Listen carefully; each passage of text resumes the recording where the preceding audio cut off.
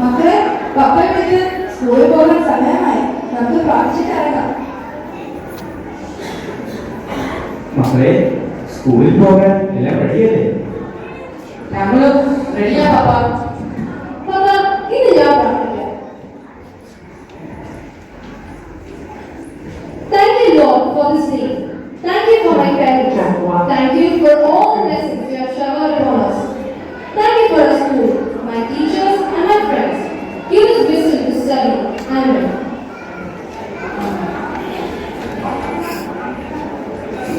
God bless you, mക്കളെ. Have a blessed day. At Kevin's home. മക്കളെ ഓടി വാ, സ്കൂളിൽ പോകാൻ നേരമാകുന്നു. നിങ്ങൾ ഇവിടെ എന്തുകൊടുക്കുക? അമ്മ ഞാൻ റെഡിയാ. ഈ അച്ഛൻ ഇതുവരെ റെഡിയായില്ല. എടാ നിങ്ങളാകും ഞാൻ കേട്ടത്. എടാ ഇന്ന് നിനക്ക് എക്സാം ഇല്ലയോ? നീ എന്നെ പഠിച്ചോ? ആ കാര്യത്തിൽ അവൻ എന്റെ മോനാണ്. അവനിപ്പം വലിയ മാർക്കൊന്നും മേടിച്ചില്ലെങ്കിലും അവൻ ഞാൻ എന്ത് വില കൊടുത്തും MBBS സീറ്റ് പിടിച്ചിരിക്കും. എനിക്കോ ഒരു ഡോക്ടറാകാൻ പറ്റിയില്ല.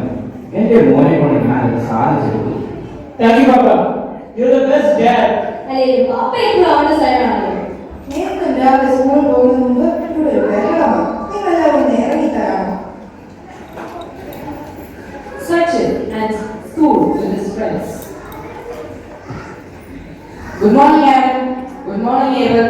How are you both doing? എന്നാ പറ്റി നിങ്ങൾക്ക് രണ്ടുപേർക്കും? എടാ എന്റെ അമ്മയ്ക്ക് തീരെ സുഖമില്ല.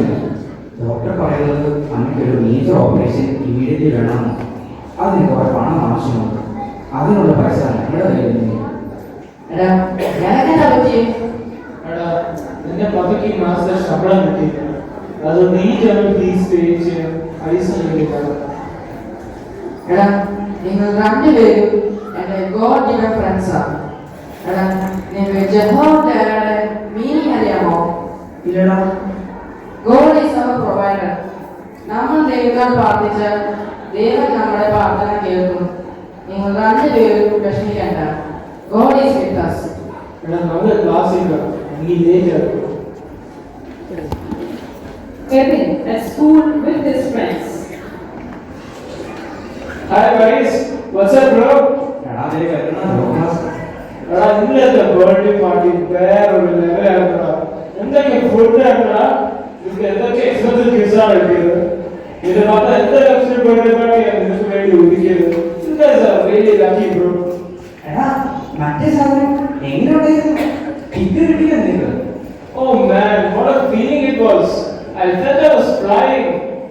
എടാ നീ മറ്റേ സാധനം കൊണ്ടുവന്നോ?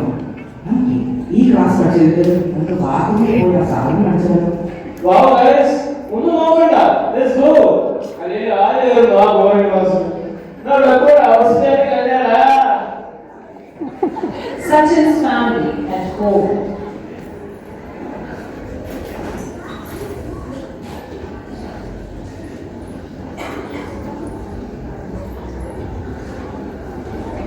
മക്കളെ നിങ്ങൾ എവിടെ? അമ്മേ ഞങ്ങൾ റൂമിലുണ്ട്. ഹോംവർക്ക് ചെയ്യുക. പപ്പയോടും മമ്മയോടും എനിക്കൊരു കാര്യം പറയാനുണ്ട്. എന്താ മോനെ? എൻ്റെ ക്ലോസ് ഫ്രണ്ട് ആരന്റെ മമ്മിക്ക് ഒരു ഇമ്മീഡിയറ്റ് ഓപ്പറേഷൻ വേണം. അതിന് പൈസ ഇല്ല. അതുപോലെ ഏവരുടെ ഈ ടേം ഫീസ് അടയ്ക്കാനും പൈസ ഇല്ല. അവർ രണ്ടുപേരും ആകെ സങ്കടത്തിലാണ്. നമുക്ക് എങ്ങനെ അവരെ ഹെൽപ്പ് ചെയ്യാൻ പറ്റും? നമ്മളുടെ ഈ മാസത്തെ ചൈത്ത് ഏഴ് ഫീസ് അടയ്ക്കാൻ കൊടുത്താലോ? ഞാൻ അച്ഛനോട് ചോദിക്കട്ടെ, പള്ളിയിൽ നിന്നും എന്തെങ്കിലും സഹായിക്കാൻ പറ്റുമോ എന്ന്. അമ്മ അച്ഛനെയും വേണ്ടിയും പിന്നീട് നോക്കിക്കാം. ഓക്കെ മക്കളെ, നമുക്ക് പ്രാർത്ഥിച്ചിട്ടില്ല. നാളെ രാവിലെ പള്ളിയിൽ പോകാനുള്ളത്.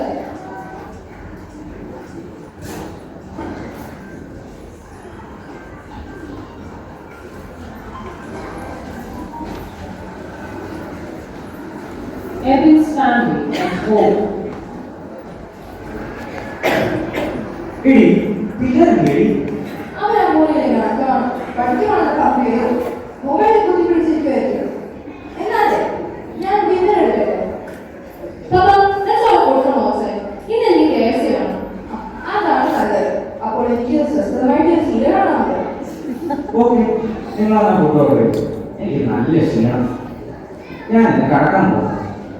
അപ്പൊ ഇത് പറഞ്ഞില്ലേ? അതിന് നമ്മൾ നാളെ പള്ളിയിൽ പോകുന്നുണ്ടല്ലോ, അതൊക്കെ മതി.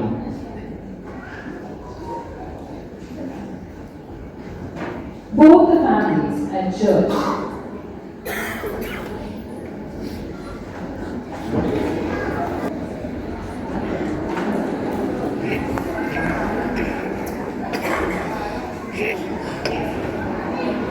ഇന്നത്തെ അല്പനേരത്തേക്കുള്ള ചിന്തയ്ക്കായി എഫിഷ്യൻസ് 2:22 വായിക്കാം.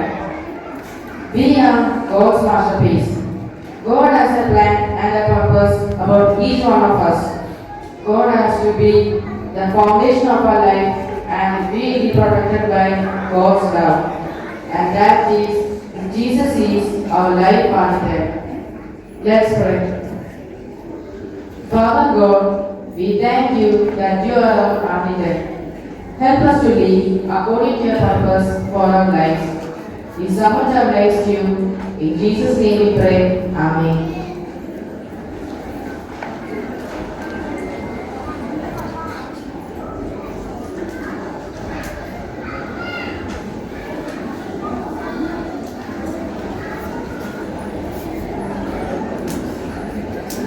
Evan's family returning home after church. നിങ്ങളുടെ അച്ഛൻ എന്താ പ്രസംഗിച്ചത്? എനിക്കൊന്നും മനസ്സിലായില്ല. എടി, ഞാനൊന്നും കേട്ടില്ല. എനിക്കൊന്നും ശ്രദ്ധിക്കാനേ പറ്റിയില്ല. അതെന്താ? നിങ്ങൾക്കെന്താ രാവിലെ തൊട്ട് ഇൻട്രസ്റ്റ് ആയില്ല? അത് ഞാൻ നിന്നോട് പറയാനത്. ഇന്നലെ എനിക്ക് കമ്പനിയിൽ നിന്ന് പെർമിഷൻ കിട്ടി. എനിക്കെൻ്റെ ജോലി നഷ്ടപ്പെട്ടു. അവരെന്നെ എന്തുകൊണ്ട് ടെർമിനേറ്റ് എനിക്ക് മനസ്സിലാകുന്നില്ല. നിങ്ങൾ സത്യമാണ് പറയുന്നത്. എന്റെ ദൈവമേ, നീ ഇവനെ കൈവിട്ടോ? അയ്യോ, എനിക്ക് തലവേദന. എബിനെ, ഈവ, പെട്ടെന്ന് വാ മക്കളെ. എന്താ പപ്പാ? അയ്യോ, മമ്മി എന്താ ചെയ്യേ? എബിനെ, പപ്പ അവനെ ഫ്രണ്ട്സിനോട് കാണാൻ പോയി. നമുക്ക് മമ്മിയെ പെട്ടെന്ന് ഹോസ്പിറ്റലിൽ കൊണ്ടുപോകണം.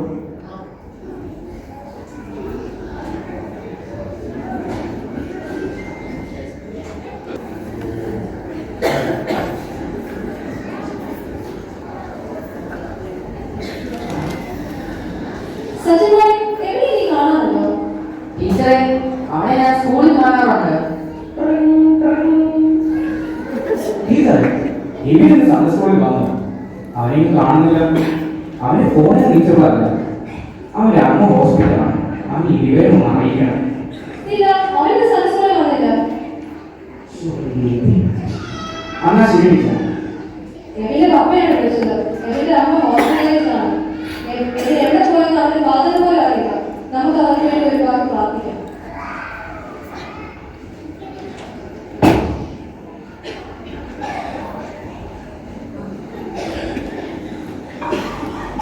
Sachin and friends are coming back from Sunday school and they meet Evan on their way back home.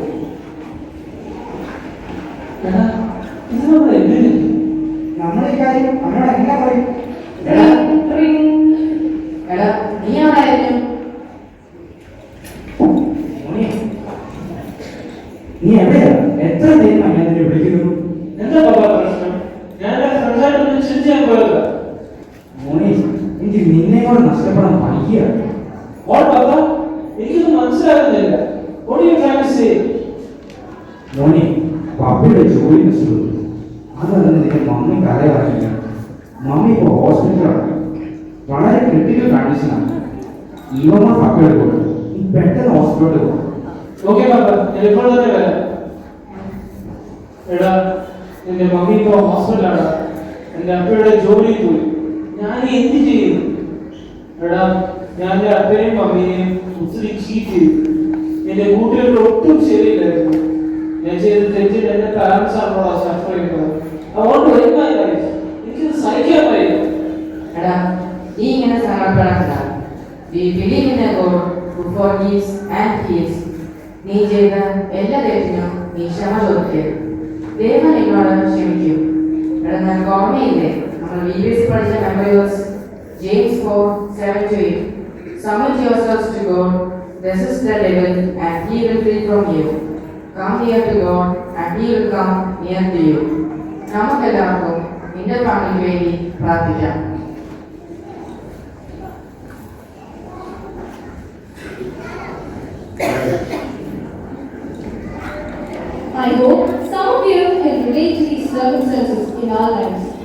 In life, we often face desperate situations that challenge our ways. Instead of waiting for these moments to change us, we should submit our plans to God and live a life with God. This means entrusting our goals, aspirations, and decisions with His guidance and wisdom. By doing so, we invite Him to lead us in the right direction, recognizing that His plans are often greater and more fulfilling than our own. Living a life with God involves daily communication through prayer, seeking His guidance, and trusting His purpose even when things don't go as planned. This brings peace and assurance, knowing we are not alone in navigating life's challenges.